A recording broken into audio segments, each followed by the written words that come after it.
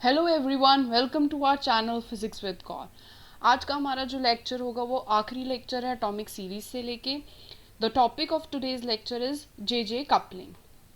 आज हम डिस्कस करेंगे जे कपलिंग के बारे में। हमने फर्स्ट लेक्चर में डिस्कस करा था कि हमारे पास जे कपलिंग जो है वो क्यों आता है, because of the spin orbit magnetic interaction. Energy of the optical electrons जो हैं वो हमारे डोमिनेट करते हैं ओवर ऑल अदर्स एनर्जी। ठीक है, तो एग्जिस्ट कहाँ पे करते हैं? ये एग्जिस्ट करते हैं हमारे हेवियर एटम्स में। कहाँ एग्जिस्ट करते हैं? ये हमारे हेवियर एटम्स में। And spin orbit interaction dominates over the other. Second point क्या है इसमें? That spin orbit interaction dominates over the others, जो मैंने अभी आपको बताया है। क्यों है ऐसा? बिकॉज इस केस में जो हमारे पास orbit and the spin momentum of a single electron जो है, orbit and the spin momenta of a single electron is stronger than the orbital momentum of different electrons। ले लो, मतलब हम क्या करते थे? L equals to, हम क्या लिखते थे? हम लिखते थे L equals to L1 minus L2 से लेके, ठीक है, L1 प्लस L2 तक लिखते थे, L1 प्लस L2 तक। या हम स्पिन की बात करते थे, स्पिन मोमेंटम में हम यहाँ पे बस S1 माइनस S2 से लेके S1 प्लस S2 तक लिखते थे। इससे ज़्यादा स्ट्रॉन्गर है the orbital and the spin momentum of a single electron. इसका मतलब क्या है कि अगर मैं L1 और S1 को कंबाइन करूँ, मतलब L1 प्लस S1 को मॉड लूँ इनका, कहाँ से लेके कहाँ तक?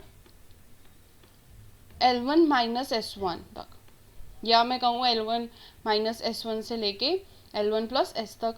जो इसका सिंगल J आएगा, मतलब इसका सिंगल J1 आएगा या J आएगा, that is total angular momentum, वो स्ट्रॉन्गर होगा एज कम्पेयर टू अगर हम इनको इस हिसाब से कंबाइन करते हैं, L के हिसाब से कंबाइन करते हैं या फिर हम स्पिन के अकॉर्डिंग कंबाइन करते हैं।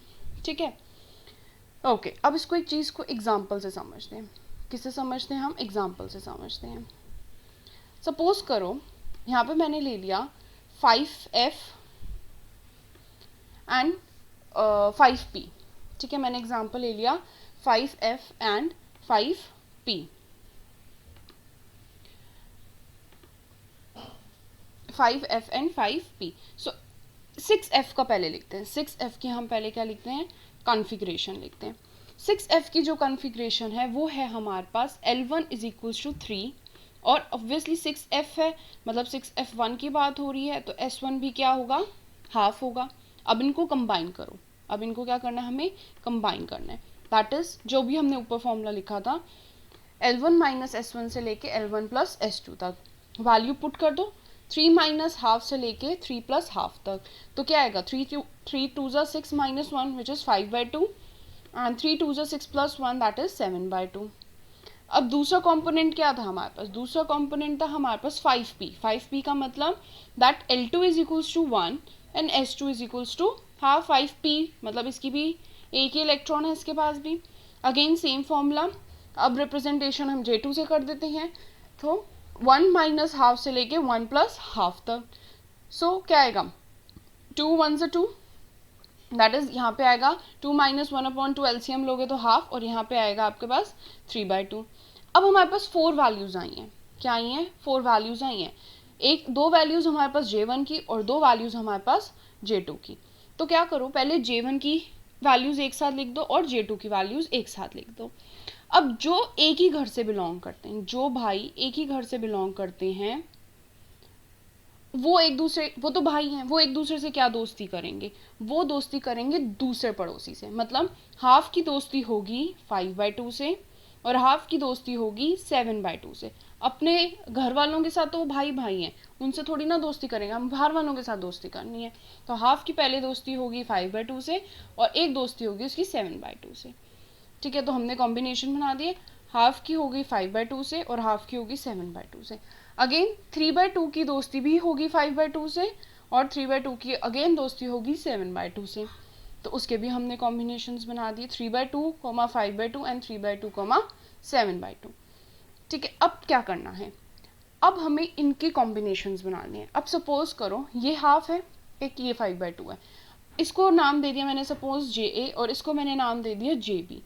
तो बिग जे मीन्स टोटल एंगुलर मोमेंटम जो इनके कॉम्बिनेशन से आएगा वो क्या आएगा, जे माइनस जे बी से लेके जे ए प्लस जे बी तक। So what will be half, इसमें वैल्यू पुट करो आप, हाफ माइनस 5/2, ठीक है, और कहाँ से कहाँ जाएगा ये, हाफ प्लस 5/2, ठीक है। एलसीएम लो, क्या आएगा आंसर आपके पास आएगा 2 और 3, ठीक है। इसकी दो वैल्यूज आ गई 2 और 3। ऐसे ही इसमें भी वैल्यूज पुट करो, हाफ माइनस 7/2 से लेके हाफ प्लस 7/2, दो वैल्यूज आएंगी 3/4। ऐसे ही 3/2 माइनस 5/2 से लेके 3/2 प्लस 5/2, आपके पास 4 वैल्यूज आएंगी 1 2 3 4। और similarly for the last case.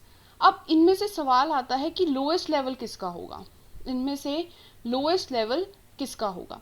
Lowest level उसका होगा जिसके पास एक तो कम नंबर होगा।